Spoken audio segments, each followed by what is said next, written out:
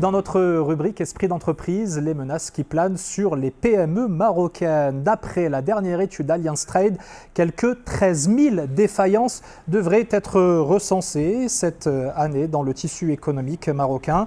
Un nombre en hausse de 5% par rapport à l'an dernier, la conséquence d'une conjoncture locale et internationale particulièrement tendue.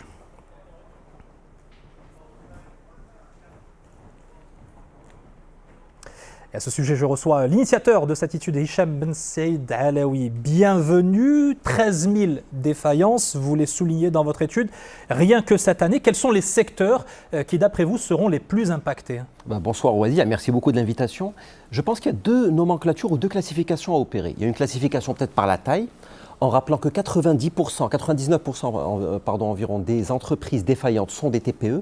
La classification varie d'un pays à l'autre, mais au Maroc, on a tendance à dire qu'une TPE a un chiffre d'affaires inférieur à 3 millions de dirhams et un effectif inférieur à 5 salariés. Donc il s'agit surtout de petites entreprises au sens monétaire du terme, même si bien entendu les impacts sociaux et sociétaux peuvent être autrement plus importants. Oui, parce que derrière, ce sont de nombreuses familles qui en dépendent, bien évidemment. Emploi direct, indirect, bien entendu. Donc, classification numéro 1, 99% plutôt de petites entreprises. Deuxième classification, sans faire forcément de secret de polichinelle, commerce, BTP, chaîne de valeur globale de la construction, voilà à peu près 85% des entreprises concernées. Les facteurs qui expliquent cette situation difficile?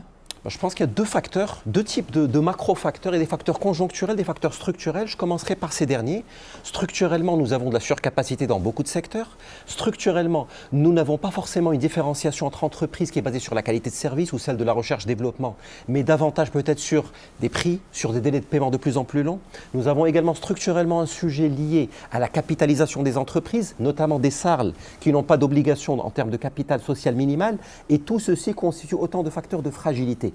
Mais sans chercher à compliquer des choses très simples, je pense qu'il faut se référer au discours royal de Sa Majesté, août 99, où tous ces éléments et bien d'autres étaient listés de manière extrêmement explicite. Donc je pense que structurellement, on a nos mots, MAUX.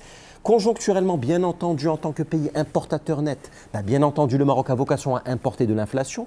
Le Maroc, de plus en plus conjoncturellement, mais de plus en plus structurellement aussi, subit une pluviométrie faible. La facture pluviométrique est malheureusement pas au rendez-vous. Et lorsqu'on sait que la pluviométrie pèse à peu près 50% de la croissance, bien entendu, les impacts sont lourds. Donc autant structurellement que conjoncturellement, il y a des sujets. J'espère que nous allons les dépasser à court terme, mais cela n'est pas forcément acquis. Et comment est-ce qu'on se positionne au Maroc par rapport au reste du monde? Je dirais qu'il y a deux manières de répondre. La première consiste à dire, au niveau mondial, en 2023, l'étude Alliance Trade anticipe une augmentation des défaillances de 21%, suivie de 4% d'augmentation en 2024. Deux exemples. Les États-Unis, plus 49% en 2023, ce qui est énorme, suivi de plus 15% en 2024. La zone euro, notamment l'euro 27, c'est à peu près plus 25% de hausse des défaillances en 2023, suivi d'un tassement en 2024. Le Maroc devrait émarger à plus 5% de défaillances en 2023 et 0% de hausse en 2024. Donc, vu comme ça, le Maroc tire son épingle du jeu et fait partie des pays qui s'en sortent le mieux au niveau mondial. Mais, en revanche, il y a toujours un mais malheureusement, si on se considère par rapport endogènement à ce qu'était le Maroc il y a encore 4 ans avant la Covid, l'augmentation des défaillances d'entreprises entre 2023 et 2019 est de l'ordre de 50%, ce qui malheureusement est l'une des tendances les plus élevées au monde. Donc pour répondre de manière simple, on s'en sort beaucoup mieux que le reste des pays sur 2023-2024. En post-Covid. Post-Covid. En revanche, nos standards se sont positionnés à des niveaux inédits, anormalement élevés, et ça devient notre new normal, notre nouveau normal.